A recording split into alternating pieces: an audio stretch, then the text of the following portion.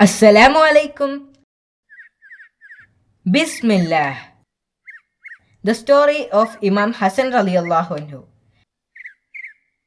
ഹസ്രത്ത് അലി റളിയല്ലാഹു അൻഹുവിൻ്റെയും ഹസ്രത്ത് ഫാത്തിമ റളിയല്ലാഹു അൻഹയുടെയും മകനായ ഇമാം ഹസൻ റളിയല്ലാഹു അൻഹു ഹിജ്റ 3-ാം വർഷം ജനിച്ചു.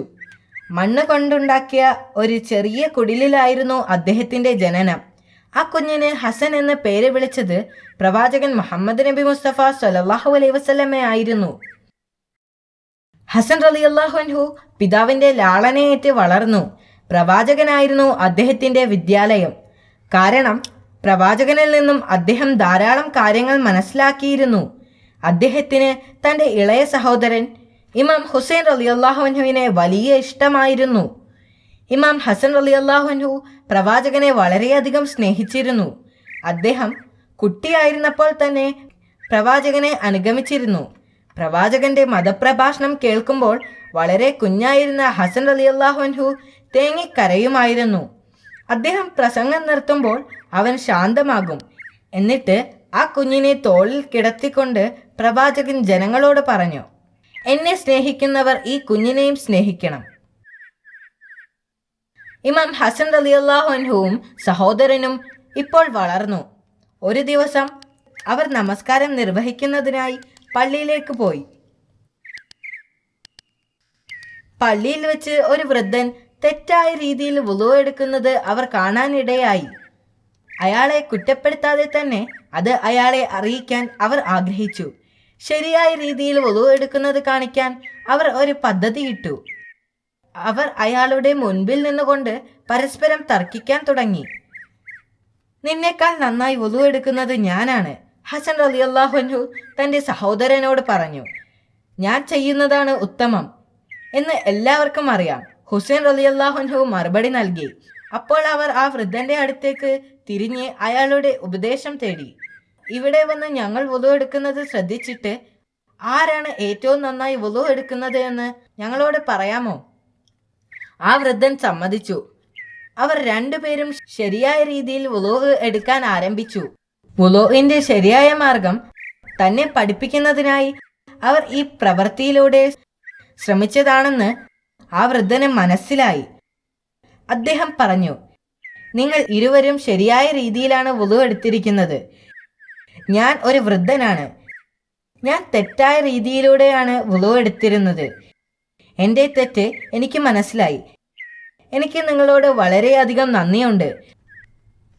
പിന്നീട് ആ വൃദ്ധൻ ശരിയായ രീതിയിൽ വുളു എടുത്തു. ഇത് കണ്ട് സന്തോഷത്തോടെ അവർ നടന്നു. ഇമാം ഹസൻ റളിയല്ലാഹു അൻഹു അള്ളാഹുവിനോട് ഏറ്റവും ആദരവും ഭക്തിയുമുള്ള ആരാധകനായിരുന്നു.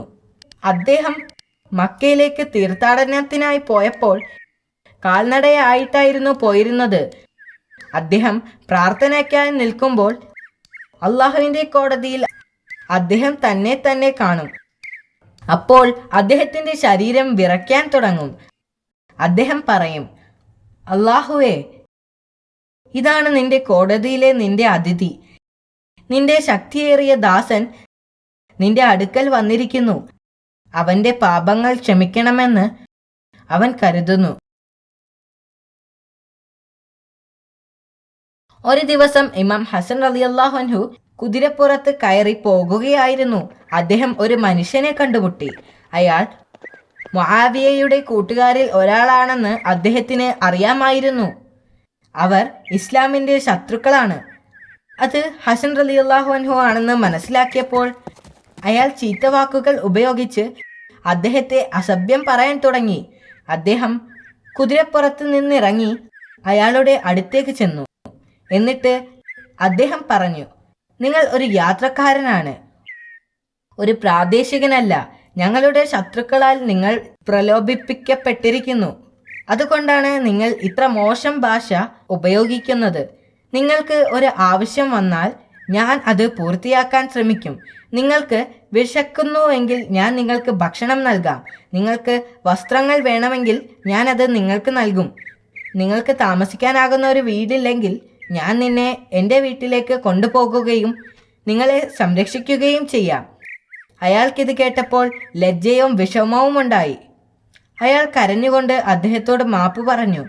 എന്നോട് ക്ഷമിക്കണം, നിങ്ങളുടെ പിതാവിനെയും നിങ്ങളുടെ ആളുകളെയും കുറിച്ച് ധാരാളം കള്ളങ്ങൾ നിങ്ങളുടെ ശത്രുക്കൾ എന്നോട് പറഞ്ഞിട്ടുണ്ട്. എന്നാൽ ഇപ്പോൾ എനിക്ക് സത്യമറിയാം.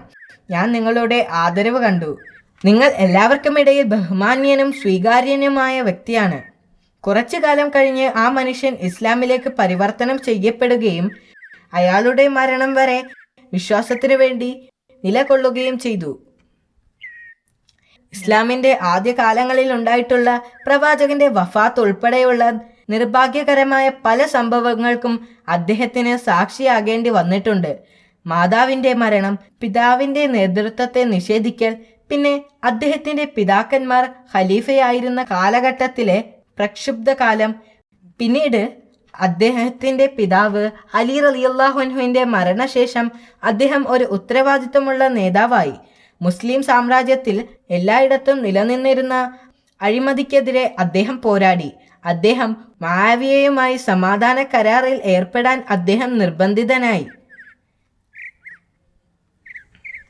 ഇമാം ഹസൻ റളിയല്ലാഹു അൻഹുവിന്റെ മരണം അടുത്തിരുന്നു.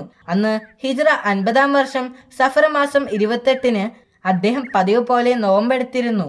ആ ദിവസം അദ്ദേഹത്തിന്റെ ഭാര്യ പാലിൽ വിഷം കലക്കി അദ്ദേഹത്തിന് നോമ്പ് തുറക്കുമ്പോൾ നൽകി.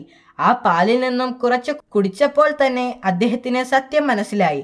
അദ്ദേഹം പറഞ്ഞു, അള്ളാഹുവിന്റെയും പ്രവാചകന്റെയും ശത്രുവായ നീ പാലിൽ വിഷം ചേർത്തിരിക്കുന്നു. അള്ളാഹു നിന്നെ കൊല്ലും. അള്ളാഹുവാണെ നീയും മുആവിയയും നിന്ദിതരും വെറുക്കപ്പെട്ടവരുമായി തീരും. വിഷം ഉള്ളിൽ ചെന്ന അദ്ദേഹം അസ്വസ്ഥനാവുകയും കുറെ വേദന സഹിക്കുകയും ചെയ്തു.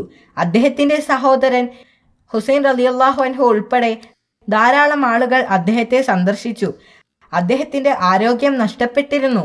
അദ്ദേഹം തന്റെ സഹോദരനോട് പറഞ്ഞു, ഞാൻ ജീവിതത്തിൽ 3 തവണ വിഷം രുചിച്ചു നോക്കിയിട്ടുണ്ട്. എന്നാൽ ഇത്രയ്ക്കും മാരകമായ ഒരു വിഷം ഇതാദ്യമാണ്. ആരാണ് എൻ്റെ സഹോദരന് വിഷം നൽകിയത്? ഹുസൈൻ റളിയല്ലാഹു അൻഹു ചോദിച്ചു. ഞാൻ അത് പറഞ്ഞാൽ നിനക്ക് എന്ത് ചെയ്യാൻ കഴിയും? നീ അവരോട് പോരാടുമോ? അദ്ദേഹം ചോദിച്ചു. ഞാനെല്ലാം സർവശക്തനായ അള്ളാഹുവിനെ വിട്ടുകൊടുക്കുന്നു. മരണത്തിന്റെ തൊട്ടു മുൻപ് പോലും അദ്ദേഹം മഹാമനസ്കനും ദയാലുവുമായിരുന്നു. ശക്തമായ വേദനയ്ക്കും അസ്വസ്ഥതയ്ക്കും ഒടുവിൽ ഇമാം ഹസൻ റളിയല്ലാഹു അൻഹു വഫാത്തായി. മദീനയിലെ ബാക്കിയയിൽ അദ്ദേഹത്തെ കബറടക്കം ചെയ്തു. അദ്ദേഹത്തിന്റെ വാക്കുകൾ സത്യമായി. അദ്ദേഹത്തിന്റെ ഭാര്യ മുആവിയയുടെ കോടതിയിൽ എത്തി. ഏതാനും ദിവസങ്ങൾക്കുള്ളിൽ അവൾ മരിച്ചു. ഇമാം ഹസൻ റളിയല്ലാഹു അൻഹുവിന്റെ മരണത്തിനു മുൻപ് അദ്ദേഹം ഇമാമത്തിന്റെ കാര്യങ്ങൾ തന്റെ സഹോദരനായ ഇമാം ഹുസൈൻ റളിയല്ലാഹു അൻഹുവിനെ ഏൽപ്പിക്കുകയും അദ്ദേഹത്തെ തന്റെ കുടുംബത്തിന്റെ സംരക്ഷകനാക്കുകയും ചെയ്തു.